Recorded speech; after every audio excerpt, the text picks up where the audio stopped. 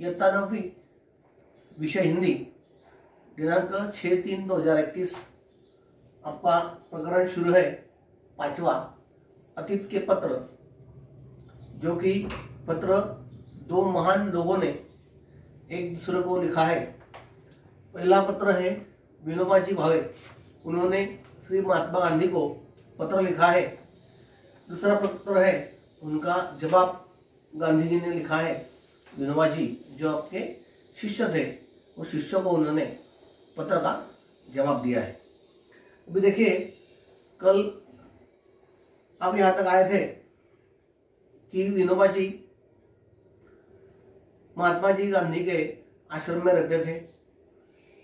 आश्रम के सब नियम वो पालते थे, लेकिन तबीयत खराब होने के बाद कुछ महीने के लिए अपने घर महाराष्ट्र में सातारा जिला के महाबळेश्वर के पास जो वाई शहर है, शहर में वो अपने घर कुछ दिनों के लिए आराम करने के लिए गए थे। और 2-3 महीने के लिए ही सिर्फ वाई गए थे, लेकिन उनको 1 साल हुआ।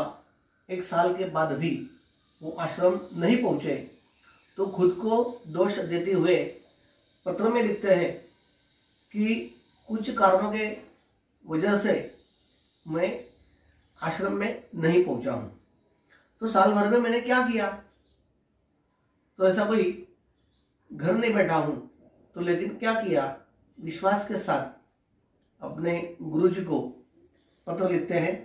पत्र में लिखा है उन्होंने कि 10 साल का जब मैं था तब ब्रह्मचर्य पद करने का व्रत मैंने लिया था, संस्कृत का अध्ययन करना था, और ऐसे अलग अलग जो खुद को विकसित करने के लिए और समाज की सेवा करने के लिए उन्होंने क्या क्या किया, इतने कम उम्र में वो बता रहे हैं।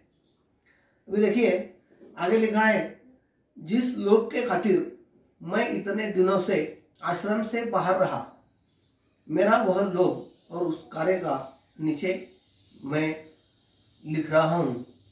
वो कार्य क्या है? स्वास्थ्य के सुधार के निमित्त पहले तो मैंने 10-12 मील घूमना शुरू किया। बाद में 6 से 8 सेर अनाज पीसना चालू किया। आज 300 सूर्य नमस्कार और घूमना यह मेरा व्यायाम है। इससे मेरा स्वास्थ्य ठीक हो गया।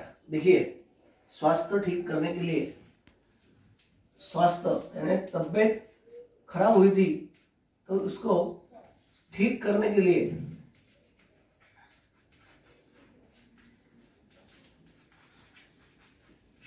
विनोबा जी ने क्या किया, तो पहले 10-12 मील घूमना, 10-12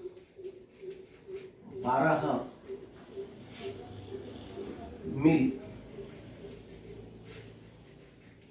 घूमना। नंबर 2, अनाज पीसना।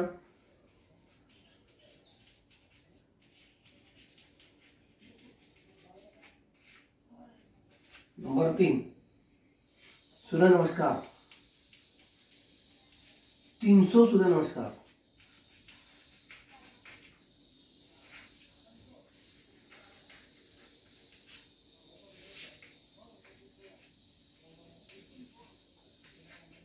आपके लिए ये बहुत जरूरी है, ऐसा व्यायाम कर रहे हैं। स्वास्थ्य ठीक करने के लिए अभी व्यायाम कौन सा करते हैं, वैसे 3 व्यायाम कर रहे हैं। 10-12 मील रोज घूमते हैं, अनाज पीसते हैं 6 से 8 सेर। अनाज पीसना यानी क्या, जो चक्की में अपन अनाज पीसते हैं, तो पहले चक्कियां नहीं थी, लोग घर पे ही ऐसा जो पत्थर का किया हुआ एक साधन है, उसे मराठी में घटा कहते हैं, और अलग अलग भाषा में उसे नाम है।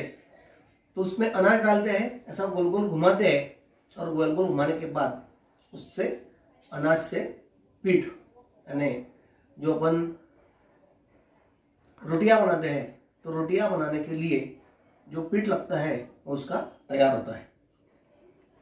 रोज 6 किलो से 8 किलो तक यानी सेर तक वो पीसते हैं।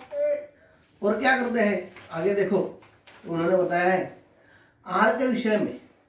अभी खाना पीना तबियत खराब होने के बाद लोग खाने की तरफ ज़्यादा ख्याल करते हैं कि ज़्यादा खाते हैं, लेकिन उनका आहार के बारे में थोड़ा अपने से अलग उनका विचार है। पहले 6 महीने तक तो नमक खाया, बाद में उसे छोड़ दिया, नमक खाना छोड़ दिया विनोबा जी ने। मसाले वगैरह बिल्कुल नहीं खाए और आजन्म नमक और मसाले न खाने का व्रत लिया।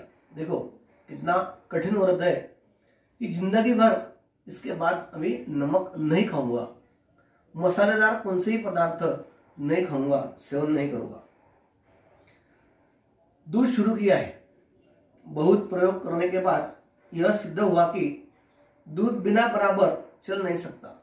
यानी उनकी राह ऐसी है कि पहले नमक छोड़ दिया, मसाले छोड़ दिए, फिर दूध भी छोड़ देना उनका विचार है।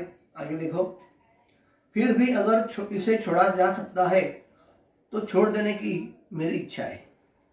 1 महीना केले, दूध और नींबू पर बिताया। इससे ताकत कम हुई।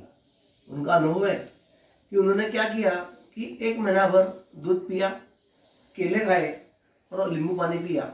उसके अलावा उन्होंने खाना नहीं खाया। उसका परिणाम ऐसा हुआ कि तबीयत ठीक नहीं रही, कमजोर हो गए, ताकत कम हो गई। फिर से उन्होंने फिर अपना जो रूटीन का खाना है वो रूटीन का खाना शुरू किया। अभी उन्होंने साल भर में क्या कार्य किया है तो कार्य भी बताए उन्होंने। पहला है गीता का वर्ग चलाया।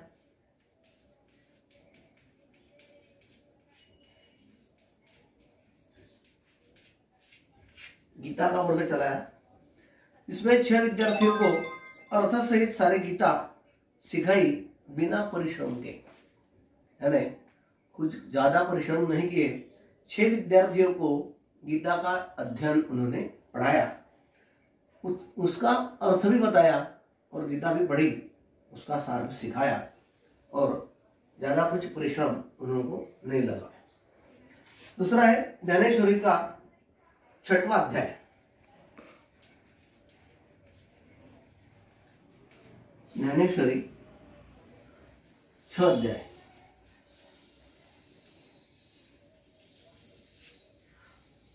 इस वर्ग में 4 विद्यार्थी थे। अगर आगे का है उपनिषद 9। तीसरा है उपनिषद 9। इस वर्ग में 2 विद्यार्थी थे। 14 है हिंदी का प्रचार।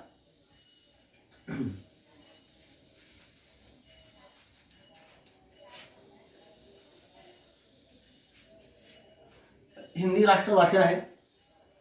विनोबा जी महाराष्ट्र में रहने वाले थे और वो बोल रहे हैं कि साल भर में ऐसा अलग अलग कार्य किया। उसमें चौथा कार्य है कि हिंदी का प्रचार किया। मैं स्वयं अच्छी हिंदी नहीं जानता, फिर भी मैं विद्यार्थियों को हिंदी के समाचार पत्र पढ़ाने का क्रम करता हूँ।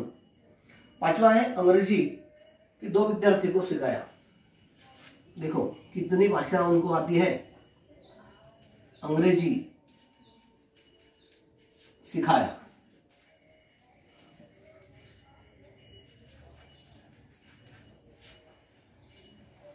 दो विद्यार्थी को भी अंग्रेजी सिखाया। उसके बाद में 6वां है यात्रा लगभग 400 मील पैदल किया। 400 मील पैदल वो घूमे। कहाँ पे? राजगढ़, सिंहगढ़, तोरणागढ़ आदि इतिहास प्रसिद्ध किले देखे। 7वां है प्रवास करते समय गीता जी पर प्रवचन करने का क्रम भी रखा था। आज तक ऐसे 50 प्रवचन किए। अब यहां से आश्रम आते हुए पैदल मुंबई जाऊंगा और वहां से रेल से आश्रम पहुंचूंगा। मेरे साथ 25 वर्ष का एक विद्यार्थी प्रवास कर रहा है। मुझसे गीता सीखने का उसका विचार है। मैं अधिक से अधिक चैत्र शुक्ल को एक को आश्रम आऊंगा। चैत्र महीने में शुक्ल तिथि को प्रथम वो वहां पे आने वाले हैं। 8वां कार्य है, वाई में विद्यार्थी मंडल नाम की एक संस्था की स्थापना की है। उसमें एक वाचनालय खोला है और उसकी सहायता के लिए चक्की पीसने वालों का एक वर्ग शुरू किया। अनाज पीसने वाला का एक वर्ग शुरू किया। उस वर्ग में और दूसरे 15 विद्यार्थी चक्की पीसते हैं। जो मशीन की चक्की पर पीसने वाले जाते उनका काम हम करते और ये पैसे वाचनालय को देते। उन्होंने दिया है कि उसमें 1 पैसे में 2 शेर का हिसाब था। पैसे वालों के लड़के भी इस वर्ग में शामिल हुए थे। यह वर्ग कोई 2 मास चला और वाचनालय से 400 पुस्तक इकट्ठे हो गए। अनाज पीसने का 15 विद्यार्थियों का वर्ग उन्होंने शुरू किया। उस वर्ग का नाम था विद्यार्थी मंडल। संस्था का नाम, संस्था के नाम से वाचनालय शुरू किया। वाचनालय में पुस्तकें होना है, इसलिए लोगों से पैसे इकट्ठे नहीं किए, लोगों की सेवा की। खुद विद्यार्थियों ने विनोबा जी के साथ काम किया। लोगों का अनाज पिसा कर दिया, 1 पैसे में 2 शेर। उसके पैसे इकट्ठे किए, उससे 400 पुस्तकें खरीद लाए और वाचनालय में इनको सबको, पूरे समाज को वाचनालय में उन पुस्तकों का हमने दान किया। 9वां है, सत्याग्रहाश्रम के तत्वों का प्रचार करने का मैंने काफी प्रयत्न किया। सत्याग्रह यानी सत्य का आग्रह, इन तत्वों का प्रचार भी उन्होंने किया। और अभी 10वां है, बड़ौदा में 10-15 मित्र है। इन सबको लोक सेवा करने की इच्छा है। इस कारण वहाँ 3 वर्ष पहले हमने मातृभाषा के प्रचार के लिए एक संस्था स्थापित की थी। इस संस्था के वार्षिकोत्सव में गया था और उनमें मैंने वहाँ हिंदी प्रचार करने का विचार रखा। मेरी श्रद्धा है कि वह संस्था यह काम करेगी। अपने हिंदी का प्रचार का जो प्रयत्न शुरू किया है उसमें बड़ौदा की यह संस्था काम करने को तैयार रहेगी, ऐसा उनका खुद का मत है। अंत में सत्याग्रहाश्रम निवासी के तौर पर मेरा आचरण कैसा रहा यह कहना आवश्यक है। अभी आश्रम के विद्यार्थी कैसे रहते हैं, उनका आचरण, उनका खाना पीना और रहना, उसका कुछ नियम है जो महात्मा गांधी जी के आश्रम में रहते हैं। तो मेरा पूरे साल भर में घर रहते भी मैंने कैसा वर्तन किया, वो आगे क्या जो परिषद है वो परिषद में उन्होंने बताया है। अभी आगे देखेंगे। धन्यवाद।